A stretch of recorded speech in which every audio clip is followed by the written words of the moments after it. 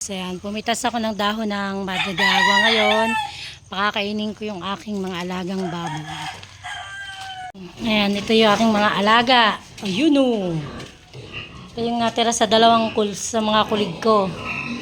Ayan, pakakainin ko sila ng madadagwa. Bali, ano na ngayon? Mag-aalas 11, merienda nila to. Ito yung pinaka-merienda nila.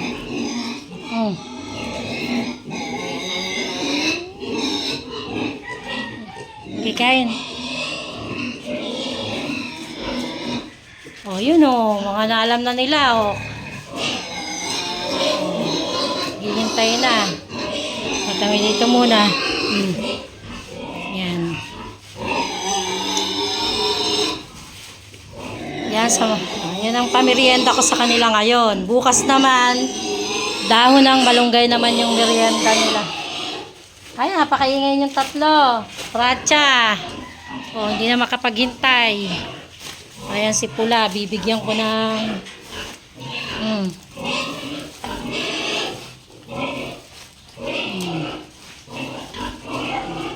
gustuhan nila yung dahon. Oh, sarap ng kain. Ito, buntis na to ng 1 buwan. At magto 2 weeks. Si Kuracha.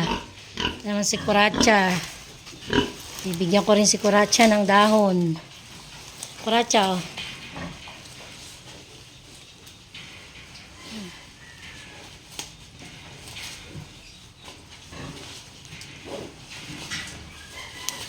So, si Tisay. Gihintay na si Tisay.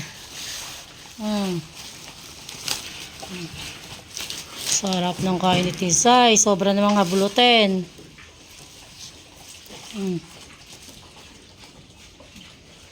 Kainit ngayon.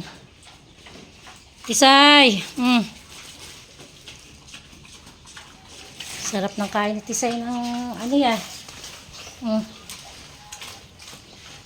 Yan yung pang merienda nila. Sa umaga kumakain sila ng burutsaw. O, sa ano naman, pagka alas 11, binibigyan ko naman sila ng dahon-dahon. Minsan, dahon ng malunggay naman. Pinagsasalit ko yan, dahon ng malunggay. At dahon ng madre de agua.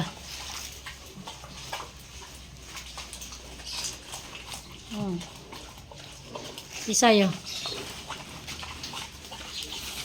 Sandali lang ubusin ni Tisayo na. Sarap ng kain ni Tisay ng madre de aguang dahon.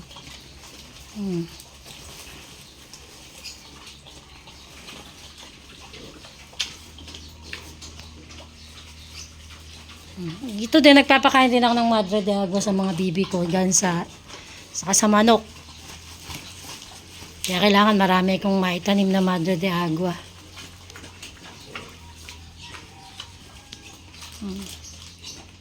Sarap ng kain ni Tisay.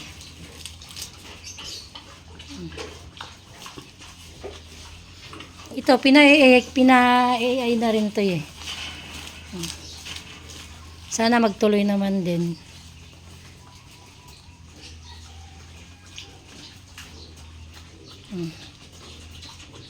Basta nakita nila ako ng gantong oras, hiyawan na yan.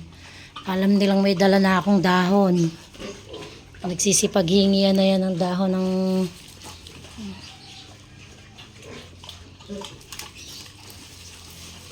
sarap ang kain ni Tisay. Yun lang, oh, si Kuracha. Tapos ka na. Oh, yung 2 bulilit. Ayun o, kumakain pa rin sila.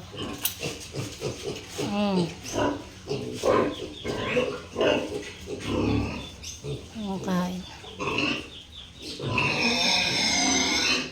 Ay, nangihingi pa si Tisay.